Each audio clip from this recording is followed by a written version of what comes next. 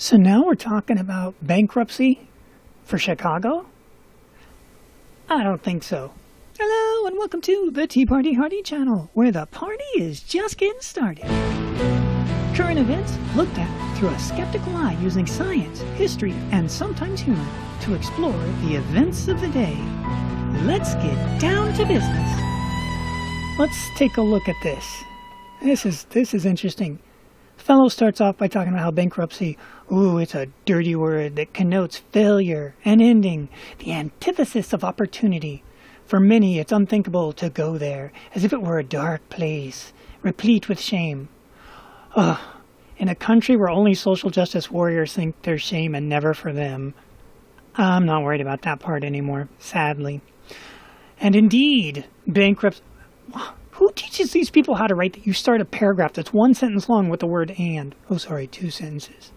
Good grief. And indeed, bankruptcy was once all of that. Yeah, why isn't it still again? Oh, yeah, social justice warriors. Chicagoans, let's get down to the heart of the matter. Mayor Lori Lightfoot revealed that the city of Chicago faces a deficit, not even a debt, a deficit, which is how much you owe for just that year, of nearly $1 billion driven by debt, including bonds, unfunded pensions, and retiree health obligations, and tort judgments. That means they got sued and lost as a city. So far, she's only talking about increasing taxes on or cutting services to Chicagoans. But there's no upside to that strategy.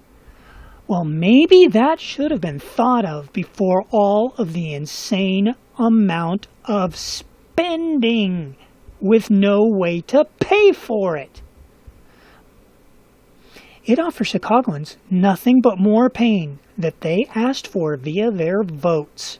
Instead, she should be talking about strategies for restructuring and reducing this city's debts now.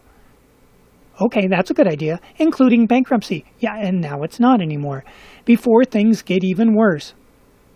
Because there's no plan to stop spending.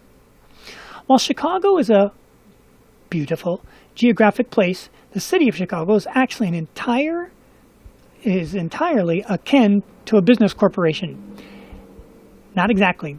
The city's ideas are solely the obligation of that entity, but the city passes its cost on Chicagoans by imposing taxes and fees, because that's who elected them. That's how a democratic republic works. These residents bear the municipality's cost while they remain Chicagoans. When the people leave, they owe nothing to the city. Our individual freedom to choose and move thus limits the city's power to pass on excessive costs through taxes. Then maybe you should have thought about that before spending like a drunken sailor. Apologies to drunken sailors. When government charges too much for too little services, residents search for and begin to choose alternative places to live. Yeah, and then they take those same god-awful voting habits with them to the new place and destroy the new place. Can you say Texas? Can you say Colorado? Chicago's population is already shrinking, which is powerful evidence that the city is already taxing too much for too little services for too many residents, and potential residents, the cost imposed to live there now exceeds Chicago's many benefits. And so Chicago shrinks while dozens of other cities grow. And guess what those cities that are growing have in common? They don't tax through the freaking nose. All these blue cities are draining. But again,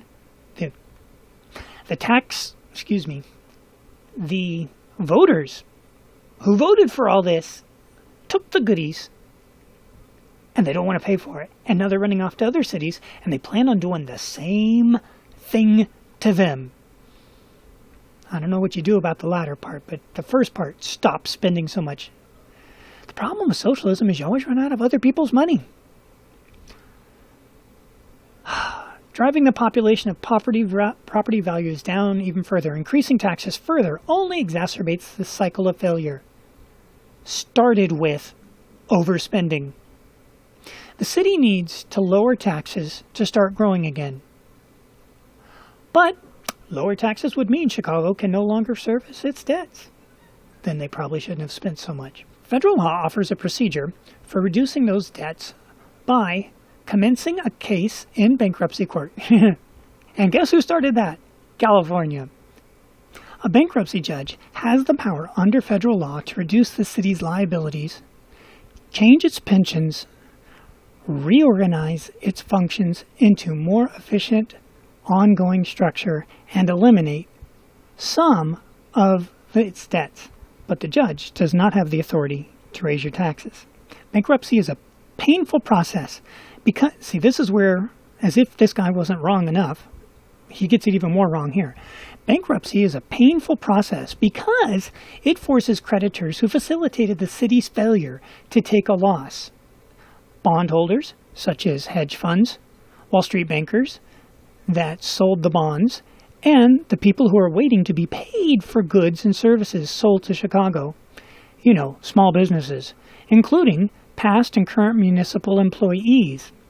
The city can and will still be able to offer generous pension benefits to its workers, but perhaps with a cap limiting pensions of, well, more than $100,000, and without the automatic 3% COLA, that stands for cost of living adjustment. The exact terms of any new deal could be hammered out in negotiations under the auspices of the court. Notice what he didn't say. Bankruptcy is a painful process because it forces all the creditors to get whacked. In real life, when you file bankruptcy, it also means you don't get to borrow money anymore. You're done for however many years the creditors will treat you like you've got the plague, because you do. And he leaves that out entirely, because when a city does go bankrupt, it can kiss goodbye any chance of a decent rating for it to continue borrowing money. He doesn't mention that. But bankruptcy offers an upside, a future free from ever-increasing city taxes and improved services. How, if you can't borrow the money more and you can't pay it off? Because they're not going to be able to cut it that much because Chicago is that deep. So here's my suggestion. Instead of going bankrupt and screwing everybody in the process, from the people who loaned you the money, the people who work for the city, the small businesses that have contracts with the city, destroying its credit rating, which it shouldn't even have a good one anyways, here's a thought, and this goes to all the cities that are in this situation that overtax themselves out. Before they file bankruptcy, every single one of the freaking city council members, or whatever that city has that runs its jurisdiction, they have to forfeit their entire retirement. Because you know what? It's their fault that they did all that drunken horse spending. Oh, but what about the voters? What about the voters? Yeah, shame on them too. I think I've mentioned that several times in this video. Shame on them too. And stop ruining these cities and then going to good cities that are red and turning them blue with your god-awful continuing voting. Did I mention Texas? So that's my suggestion. No, you don't get bankruptcy. No, you don't get to hammer all those people. You spent it. You broke it. You pay for it. You fix it. And that includes city council with their retirement. We hope you enjoyed the content. And if you did, feel free to like, subscribe, come on back anytime. You're always welcome here as part of the family. And we'll see you in the future.